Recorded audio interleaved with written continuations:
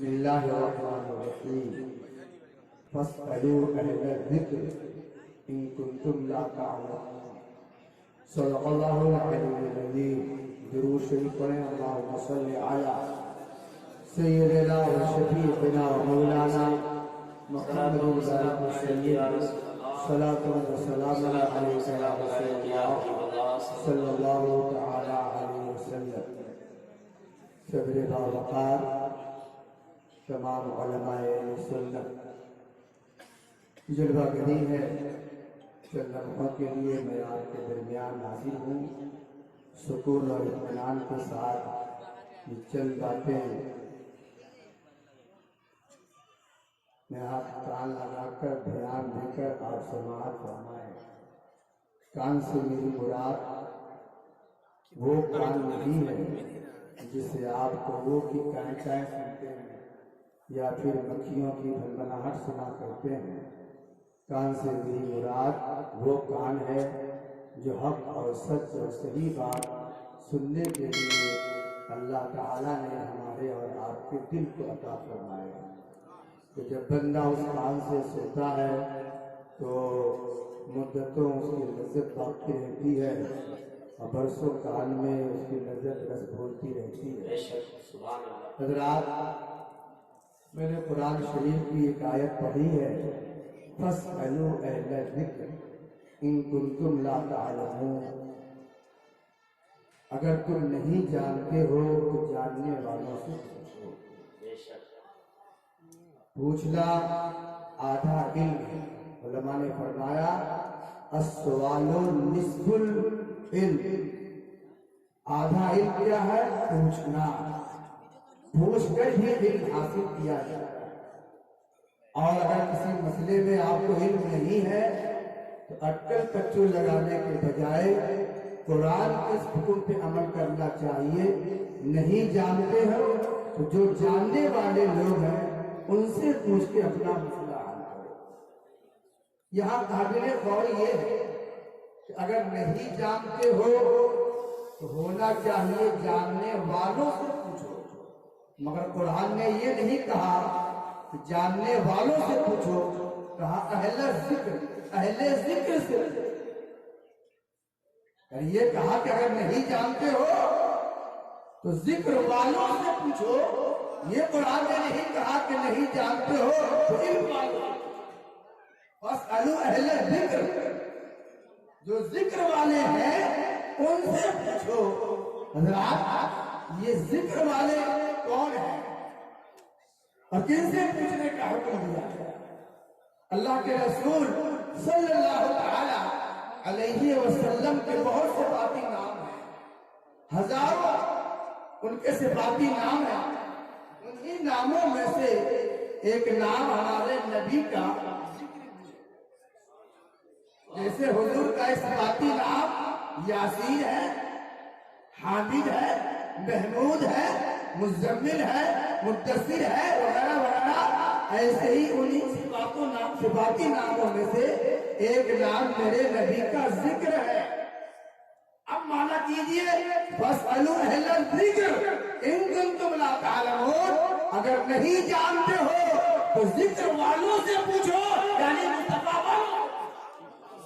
جو مصطفیٰ والے ہیں ہر ایک سے مسئلہ نہ پوچھو، جو مصطفیٰ کے غلام ہیں، جو مصطفیٰ والے ہیں ان سے مسئلہ پوچھو، کیونکہ مسئلہ وہی ہے۔ جو مصطفیٰ والے ہیں مسئلہ وہی صحیح بتاتے ہیں۔ حضرات گرامی اور برادران ملت اسلامیہ، علم کے حوالے سے ہماری حکومت نے ایک قانون پاس کیا تھا آج سے 15-20 سال پہلے، رائٹ ٹو ایجوکیشن کا، یعنی 14 سال کی عمر تک ہر بچے کو پڑھنا اس کا بنیادی حق ہے۔ اسی لیے بال سنرکشن والے لوگ یہ تلاش کرتے رہتے ہیں کہ کہیں بال مزدوری تو نہیں چل رہی ہے، کہیں بچوں سے مزدوری کا کام نہیں لیا جا رہا ہے۔ اگر ایسا کرتے ہیں تو قانونی کارروائی ہوتی ہے کہ 14 سال کی عمر تک پڑھنا ان کا بنیادی حق ہے۔ मगर 14 साल से पहले अगर बच्चों से काम कराया जाए तो गोया उनका बुनियादी हक मारा जाता है और हुकूमत कार्रवाई करती है। हजरात, तो 14 साल की उम्र तक पढ़ना उनका बुनियादी हक है, मगर हमारे नबी ने इरशाद फरमाया तलबुल इल्म फरीदा अला कुल्ले मुस्लिमीन व मुस्लिमा। सरकार फरमाते हैं इल्म हासिल करना बुनियादी हक नहीं है, बल्कि इल्म हासिल करना हर एक पर फर्ज है। अब आप समझे, एक तरफ है हक। 18वीं और 19वीं सदी ईस्वी में यूरोप ने यह कानून पास किया था कि बच्चों को पढ़ना उनका बुनियादी हक है। बहुत दिनों के बाद हमारी हुकूमत ने भी पार्लियामेंट में ये कानून बनाया, मगर 1400 साल पहले हमारे पैगंबर ने फरमाया कि इल्म हासिल करना बुनियादी हक नहीं है, बल्कि हर मुसलमान पर और औरत हो के मर्द फर्ज है। फर्ज और हक में जो है, हक और होता है और फर्ज और होता है। हक उसको कहते हैं कि अगर आप चाहे तो ले और चाहे तो छोड़ दे। हक इख्तियारी होता है, मगर फर्ज इख्तियारी नहीं होता है, फर्ज इजबारी होता है।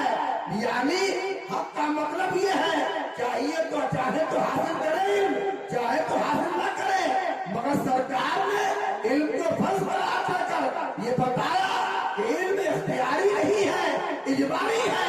अगर तुम इल्म से महरूम भी रहना चाहते हो तो तुम्हारा नबी तुझको इस बात की इजाजत नहीं देता, तुझको पढ़ना ही होगा, पढ़ना ही होगा, पढ़ना ही होगा। वाह, सुभान अल्लाह। ये है फर्ज का मतलब। माशाअल्लाह, सुभान अल्लाह। इल्म क्या है? हासिल करना फर्ज है। सवाल ये है कि हम इल्म किससे हासिल करें? इल्म हासिल किससे करें? मुस्लिम शरीफ की हदीस है, नबी कौनैन सल्लल्लाहु तआला अलैहि वसल्लम ने इरशाद फरमाया अम्मन ताखुज़ूना दीनकुम। कुरान का इल्म हो, हदीस का इल्म हो और कोई इल्म हो, ये दीन का इल्म है। पहले जिससे दीन हासिल करते हो देख लो कि दीन का इल्म सिखाने वाला है। यानी हर एक से दीन का इल्म हासिल न करो, पहले देख लो कि मुअल्लिम कौन है, देख लो कुरान पढ़ाने वाला कौन है, हदीस पढ़ाने वाला कौन है और तफसीर पढ़ाने वाला कौन है। क्योंकि पढ़ाने वाले का असर होता है पढ़ने वाले पर। एक कुरान है, कादियानी से पढ़ता है आदमी, कुरान पढ़ के कादियानी बन जाता है। वही कुरान अगर वहाबी से पढ़िए तो वहाबी बन जाएगा, वही कुरान आदमी सुन्नी से पढ़े तो सुन्नी बन जाएगा। कुरान एक ही है, मगर पढ़ने वाले पर कभी सुन्नियत का असर होता है, कभी बदअकीदगी का असर होता है। ये कुरान का असर नहीं है, पढ़ाने वाले का असर है। इसलिए नबी कौनैन हमारे गैब जानने वाले पैगंबर है। 1400 साल पहले उन्हें मालूम था एक जमाना ऐसा आएगा कि लोग कहेंगे कुरान ही का तो इल्म है, इनसे पढ़ ले या उनसे पढ़ ले, उनसे पढ़ ले या उनसे पढ़ ले, इनसे सीख ले उनसे सीख ले। सरकार ने फरमाया अम्मन ताखुज़ूना दीनकुम, दीन किससे हासिल करते हो देख लो, दीन सिखाने वाला सही है तब तो उससे दीन सीखो, और अगर दीन सिखाने वाला उसका अकीदा सही नहीं है तो हरगिज़ दीन न सीखो, क्योंकि पढ़ाने वाले का असर होता है। अम्मन ताखुज़ूना दीनकुम। अल्लाह के गिरामी और बिरादरान इस्लाम, आज के जलसे का जो उन्वान है तालीम इस्लाम कॉन्फ्रेंस। इस्लाम ने इल्म की जितनी खिदमत की है दुनिया के किसी मजहब ने उतनी खिदमत नहीं की जितनी खिदमत इस्लाम ने की। आज यूरोप इल्मी सरमाए की बुनियाद पर दुनिया में दरदराता फिर रहा है। आपको शायद यकीन न हो, आज यूरोप के पास जो इल्म का जखीरा है, जो इल्म का सरमाया है, और जमीन की बस्तियों को छोड़कर वो आसमान की बुलंदियों का जो सफर कर रहे हैं, वो सारा का सारा वो सरमाया वहाँ के लोगों ने पहले इस्लाम से मुसलमानों से हासिल किया। यूरोप के लोग बगदाद जाते थे, कूफा जाते थे, निशा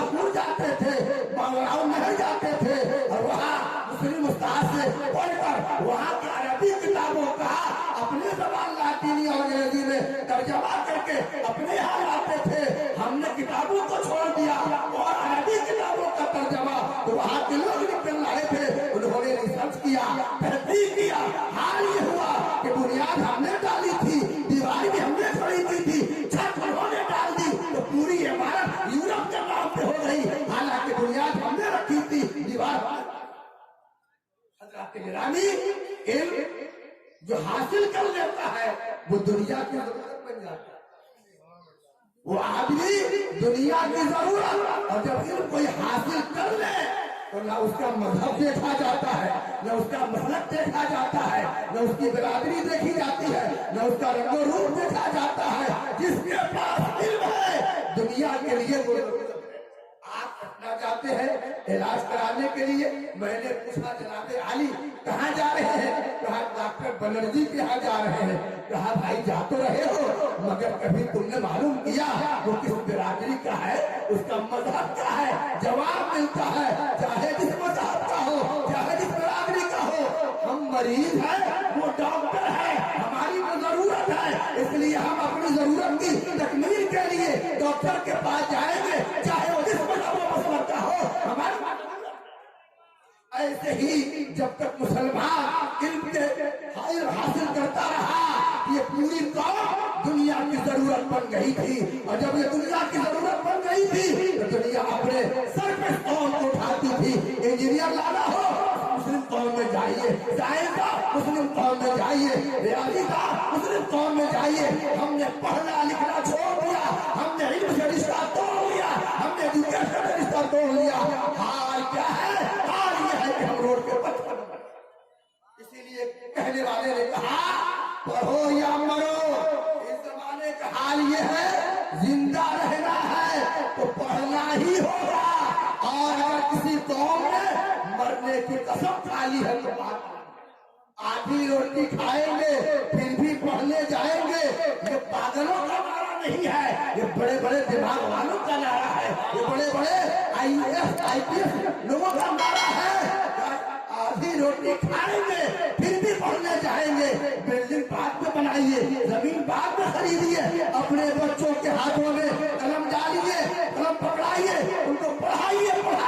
जब बच्चा पढ़ लिख लेता है दुनिया की जरूरत बन जाता है, और जब कोई दुनिया की जरूरत बन जाता है तो हजार तासुब के बाद भी दुनिया उसको नेगलेक्ट नहीं करती। अखबार बेचने वाला आदमी मिसाइल मैन बन जाता है और फिर सदर जमहूरिया बन जाता है। ये उसकी बिरादरी का असर नहीं है बल्कि उसके इल्म का असर है। ये मदरसे बड़े काम के।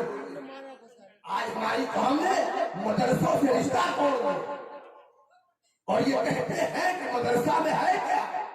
हजरात, मदरसा हमारी दीन की हिफाजत का इस जमाने में सबसे बड़ा जरिया है।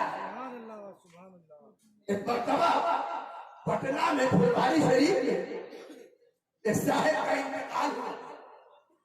बड़े आदमी थे, हजारों का मजमा था, मगर चूंकि बड़े लोग मौलवी को खातिर में लाते नहीं है, किसी मौलवी साहब को उन्होंने दावत नहीं दी थी कि वो नमाज़े जनाजा आके पढ़ा दे। हजारों का मजमा लगा है, बड़े एजुकेटेड लोग मौजूद है, मगर जब नमाज पढ़ाने का मौका आया, वक्त आया, तो कोई मौलवी साहब नहीं, कोई आलिम साहब नहीं, कोई दीन कायम जानने वाला नहीं। एक इंजीनियर ने दूसरे से कहा कि आप करके नमाज पढ़ा दीजिए, ताकि हमको नमाज की नियत नहीं मालूम। कहा प्रोफेसर साहब आप पढ़ा दीजिए, कहा हमको नमाज का तरीका नहीं मालूम। कहा आप पढ़ा दीजिए, कहा हमको नमाज की दुआ नहीं मालूम।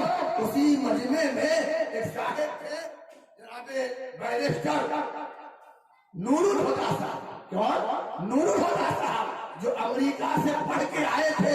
उनको बड़ा तबक हुआ कि हजार लोगों का, हजार मुसलमानों का मजमा है और हजारों पढ़े लिखे मुसलमानों में एक आदमी भी और एक मुसलमान भी ऐसा न निकला जो नमाज़े जनाजा पढ़ाने का बड़ा तलब हुआ। तो उन्होंने तहैया कर लिया कि एक ऐसा मदरसा बना دنیا کی بھی تعلیم ہو اور دین کی بھی تعلیم ہو، تو انہوں نے مدرسہ اسلامیہ شمس الہدیٰ پٹنہ بنوایا، جسٹس نور الہدیٰ صاحب نے، اور اپنے باپ شمس الہدیٰ کے نام پر اس مدرسے کا نام رکھا۔ 1920 میں وہ مدرسہ گورنمنٹ کے حوالے کر دیا گیا۔ میں عرض کرنا چاہوں گا، دیکھیے 1000 لوگوں کا مجمع ہے، مگر ایک آدمی بھی ایسا نہیں ملتا جو نماز جنازہ پڑھنے کا طریقہ ہو جانتا۔ اگر یہ مدرسے ختم ہو جائے تو آپ ذرا بتائیے جو پروڈکٹ موجود ہے، اگر پروڈکشن بند ہو جائے تو کل ہو کر کے فاتحہ کرنے والا آپ کو نہیں ملے گا، کوئی مسجد کا امام نہیں ملے گا۔ اس لیے حافظ ملت فرمایا کرتے تھے، مدرسے آباد کرو، تمہاری مسجد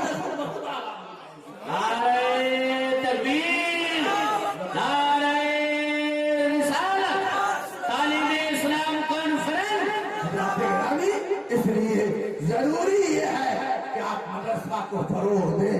اللہ تعالیٰ نے مسلم قوم کو مدرسے کی صورت میں ایک ایسی دولت دی ہے کہ دنیا میں کسی قوم کے پاس ایسی دولت نہیں ہے جو قوم آپ کے پاس ہے۔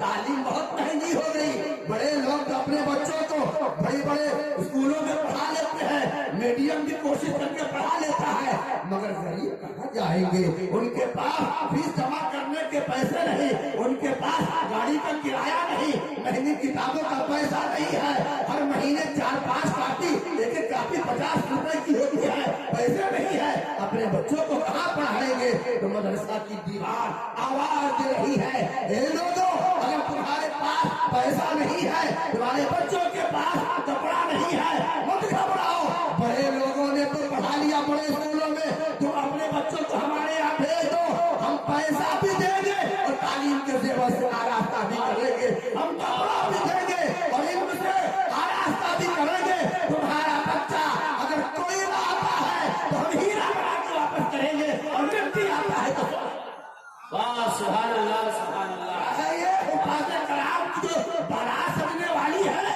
آئے تھے تو کوئی نہیں رہے ہوں گے، مٹی ہی رہے ہوں گے، مگر انہی مدرسوں کی دیواروں نے، انہی اساتذہ نے اس کو ہیرا بنایا ہے اور اس مٹی کو سونا بنایا ہے۔ ماما کے مدرسے میں چٹائی پہ بیٹھی جاتی ہے، زمین پہ بیٹھی جاتی ہے اور نیچے بیٹھ کے پڑھا۔ آپ کے اسٹیٹس کے خلاف ہے، ٹھیک ہے، آپ اپنے بچوں کو مدرسہ میں نہ بھیجے، مگر کیا اپنے بچوں کو دین کی تعلیم نہیں؟ آپ گھر ہی میں انتظام کیجیے، مگر ضرور دیجیے، وقت ایسا آنے والا ہے کہ کوئی دین کی تعلیم دینے والا نہ ہوگا، کوئی بچے کو بسم اللہ سکھانے والا نہ ہوگا، کوئی الحمدللہ پڑھانے والا نہ ہوگا۔ خطرات کے جو بادل بنا رہے ہیں، نقشے دیوار پڑھیے اور حفظ وطن کے طور پر مستقبل کا سامان کیجیے۔ کوئی بچہ علم دین سے محروم اور ونچت نہ رہ جائے۔ اگر کوئی بچہ علم دین سے محروم رہا اور اس نے اپنا مذہب بدلا یا مذہب میں کوئی خرابی آئی، قیامت کے دن آپ کا ہاتھ پکڑا جائے گا۔ تمہارے پاس سہولتیں تھی، تم نے اپنے بچوں کا عقیدہ کیوں نہیں صحیح کیا، اپنے بچوں کا اعمال کیوں نہیں صحیح کیا، اپنے بچوں کو توحید اور رسالت۔ حضرات گزارش ہے، مدرسوں کی یہی اپیل ہے، مدرسوں کا یہی مقصد ہے۔ ہاں، تعلیم دینے میں فرق مت کیجیے، لڑکا ہو یا لڑکی، طلب العلم فریضہ علی کل مسلم، مرد بھی ہے اس میں اور عورت بھی ہے، اس لیے دینی تعلیم بچوں کو بھی دیجیے اور بچیوں کو بھی۔ ہاں، دنیا کی بھی تعلیم دیجیے، میں منع نہیں کرتا۔ اور یہاں پر مولانا ابراہیم صاحب ایک نقطے کی بات بتاؤں، آج دنیا نے علم کو 2 حصوں میں بانٹا۔ یہ کیا ہے؟ دنیا کی تعلیم، یہ کیا ہے؟ دین کی تعلیم۔ اگر کوئی قرآن پڑھتا ہے تو دین کی تعلیم، اگر کوئی حدیث پڑھتا ہے تو دین کی تعلیم، کوئی تفسیر پڑھتا ہے تو دین کی تعلیم، کوئی نحو صرف پڑھتا ہے تو دین کی تعلیم، اگر کوئی سائنس پڑھتا ہے تو عصری تعلیم حاصل کر رہا ہے، کوئی جغرافیہ پڑھ رہا ہے تو عصری تعلیم حاصل کر رہا ہے۔ یاد رکھیے، ہمارے بزرگوں نے علم کی کوئی تقسیم نہیں کی تھی، یہ تقسیم انگریزوں نے کی تھی۔ یہ تقسیم انگریزوں نے کی تھی. حضرات گرامی اور برادران ملت اسلامیہ، دین اور دنیا کی کے درمیان علم کو اور تعلیم کو تقسیم کرنا یہ بہت بڑا فریب ہے. حقیقت کیا ہے کہ جس علم سے جو علم خدا سے دور کرتے وہی علم دنیا ہے، اور جو علم خدا کے قریب کرتے وہی علم دین ہے. حضرات گرامی، اگر قرآن پڑھ کے کوئی دنیا کا آتا ہے تو قرآن کا پڑھنا دنیا کا علم ہے. کوئی سائنس پڑھ کے مذہب میں خدمت کرتا ہے تو سائنس کا علم دین ہے. گرامی ہاں، تو بچوں کو بھی پڑھائیے اور بچیوں کو بھی پڑھائیے.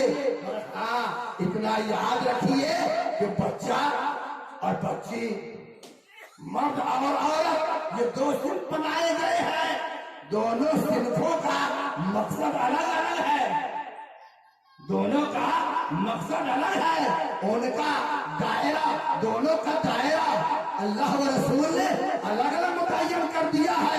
مثال کے طور پر مرد نبی ہو سکتا ہے پر عورت نبی نہیں ہو سکتی. مرد امام بن سکتا ہے، عورت امام نہیں بن سکتی ہے. مرد پیر بن سکتا ہے، خلیفہ ہو سکتا ہے. عورت نہ پیر بن سکتی ہے نہ خلیفہ ہو سکتی ہے.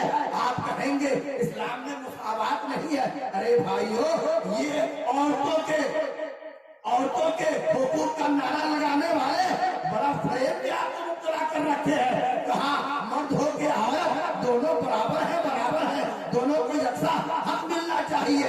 عرض کرنا چاہوں گا، آخر دنیا نے مساوات کا نعرہ لگا کر عورتوں کو کیا حق دیا ہے؟ عورتوں کے گلیمر کے ساتھ انہوں نے کھلواڑ کیا ہے. عورتوں کو بکنگ کاؤنٹر میں بٹھا کر ان کی عزت و ناموس کا پردہ چاک کیا جا رہا ہے. ایک عورت رہتے ہوئے اپنا مرد والا حق حاصل کرے تب ہم جانتے ہیں، مگر دنیا نے ایسا نہیں کیا. عورت کو پہلے مرد بنایا جاتا ہے، پھر مردوں کو حق دیا جاتا ہے. آپ نے دیکھا نہیں، پولیس میں عورتیں بھرتی ہوتی ہے، پہلے عورت کو دوڑایا جاتا ہے، پھر مردوں کا کپڑا پہنایا جاتا ہے، ان کے ہاتھ میں لاٹھی ڈنڈا دیا جاتا ہے، رائفل دیا جاتا ہے، تب جا کے ان کو نوکری ملتی ہے. عرض کرنا چاہوں گا، عورت اس طرح ہے، اسی طرح رہتے ہوئے تم پولیس بناؤ تب سمجھے کہ تم نے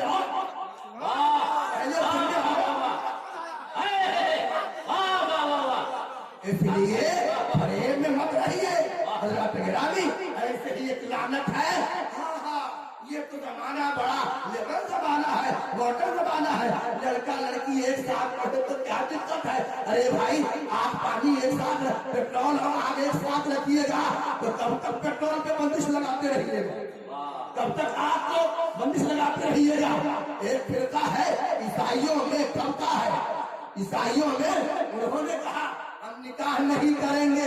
نکاح دھمیلا ہے، خدا سے دوری کا ذریعہ ہے. جو خدا تک پہنچنا چاہتا ہے اس کو نکاح سے الگ رہنا چاہیے. تو انہوں نے نیا طریقہ نکالا. ان عورتوں نے اپنے آپ کو کلیسا کے حوالے کر دیا. مردوں نے بھی اپنے آپ کو، جو شادی کا بائیکاٹ کرتے تھے، انہوں نے اپنے آپ کو کلیسا اور گرجا گھر کے حوالے کر دیا. اسی میں عورتیں بھی رہتی. شہروں میں دیکھا ہوگا، سفید رنگ کی ساڑی پہنے رہتی ہے اور بلو رنگ کا فرش لگا رہتا ہے. وہ راہبہ ہے، راہبہ، اس کو سسٹر کہا جاتا ہے. پادری بھی اسی میں رہنے لگے جنہوں نے شادی کا بائیکاٹ کیا تھا. عورتیں بھی جنہوں نے شادی کا بائیکاٹ کیا تھا وہ بھی اسی گرجا گھر میں رہنے لگے. نتیجہ کیا نکلا؟ آگ بھی وہیں پر ہے، پیٹرول بھی وہیں پر ہے. آپ کو کب تک باندھ کے رکھیے گا کہ پیٹرول کے پاس نہ جاؤ؟ پیٹرول کو کب تک روک لگائیے گا کہ آگ کے پاس نہ جاؤ؟ نتیجہ یہ نکلا کہ گرجا گھر کی پاک زمین اب وہ ناپاک ہو گئی اور وہ جنازتوں کی ڈھیر بن گئی ہے. تبھی ان سے آواز اٹھنے لگی ہے، نہیں، شادی ہمیشہ نہیں ہے.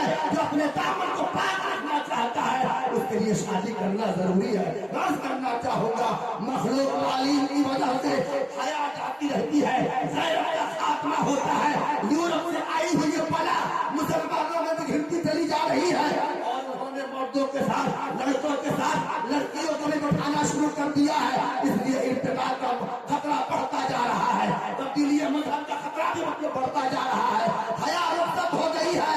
حیا عورت کا زیور تھی زیور، مگر وہ زیور بھی ختم ہو گئی ہے.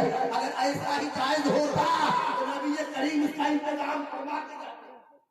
مصطفیٰ انتظام फरमा के जाते, मगर हुआ क्या, हजरत आयशा ने भी अपना मदरसा खोला था।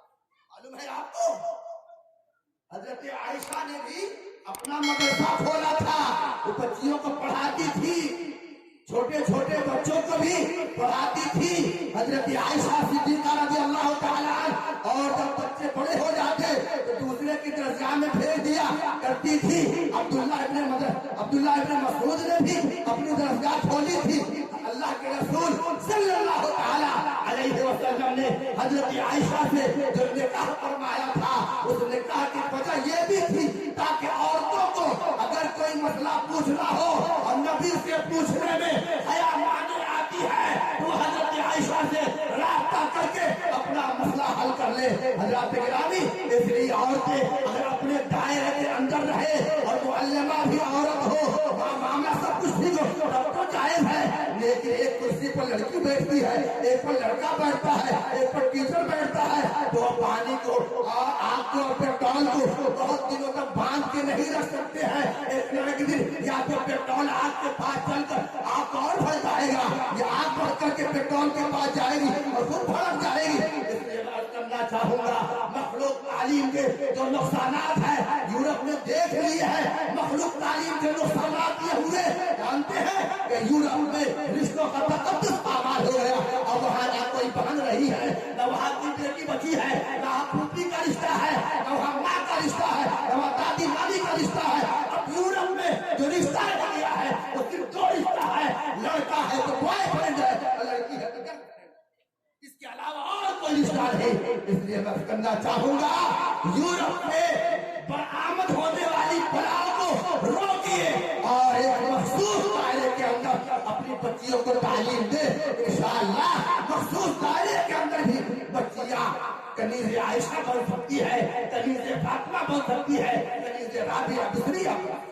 अल्लाह ताला के दरबार में दुआ है कि मौला करीम इस महफिल को कबूल फरमाए और मदरसा रहमानिया को उरूज और तरक्की अता फरमाए और जुमला मदारिस अहले सुन्नत को अल्लाह उरूज और तरक्की अता फरमाए। मैंने चंद बातें बड़े गैर मजबूत अंदाज में आपके सामने कही है। अल्लाह पाक से कबूल फरमाए, इत्मीनान के साथ रहिए। शबीर बरकाती आने वाले हैं और हम जानते हैं कि ये भीड़ है और भी आएगी कि बरकाती साहब के नाम पे कौआ और गिर के नाम पे कौन आएगा? ये हजरत मौलाना तबारुक हज़ार। तो हम लोग क्या है, अब तो उसी गीत कौआ ही के फेरे में आ गए हैं। तो हम लोग के नाम पे कौन अभी आए? बरकाती साहब आएंगे तो देखिएगा हमारे अब्दुल वाहिद बाबू। अब देखिए बुलबुल आ रहे हैं, कोयल आ रही है और क्या क्या आ रहे हैं। एक मरतबा बम्बे में जलसा हो रहा था, अजमल सुल्तानपुरी थे, बेकर साहब थे और कमर सुलेमानी थे, बड़े बड़े सदारत की हजरत के अल्लामा अब्दुल मुस्तफा साहब आजमी की बेचारे बूढ़े आदमी बैठे बैठे कमर दुख गई है। बहुत देर तक अपनी बारी का इंतजार करते रहे, जब उनकी हालत खराब होने लगी तो जबरदस्ती उन्होंने अनाउंसर से माइक छीनी। कहा ये क्या तरीका है, कभी बुलबुल आ रहा है, कभी कौवा, कभी बुलबुल आ रहा, कभी उनका आ रहा, कभी अंतलीब है, कभी कुर्ती है। जरा बताओ इस गिद्ध की बारी कब आएगी, इस गिद्ध की बारी कब आएगी? तो हमको चूंकि मालूम था कि बाद में गिद्धों की हालत क्या होने वाली है बरकाती साहब के आने के बाद या उनके पढ़ने के बाद, इसलिए पहले ही हम लोगों ने जो कुछ कहना था आपसे टूटे फूटे लफ्जों में कह लिया। सिर्फ बरकाती साहब को मत सुना की मीठी दवाइयाँ बहुत नुकसान देती है, कभी कभी कड़वी दवा भी खाइए और ऐसे हालात में कड़वी दवाएं ज्यादा सूट करेगी कि जब हमारे बच्चों के खून से हमारी माँ के दुपट्टे लाल रंगीन हो गए हैं और उनके लिए कब्र की जगह नहीं मिल रही है। ऐसे में मीठी दवा खाकर सो जाना अच्छी बात नहीं है। कड़वी दवाओं को हजम करने का भी आजमा रखिए और जज्बा रखिए। इंशाअल्लाह जब कड़वी मीठी दोनों मिली रहेंगी तो कुछ न कुछ असर होगा।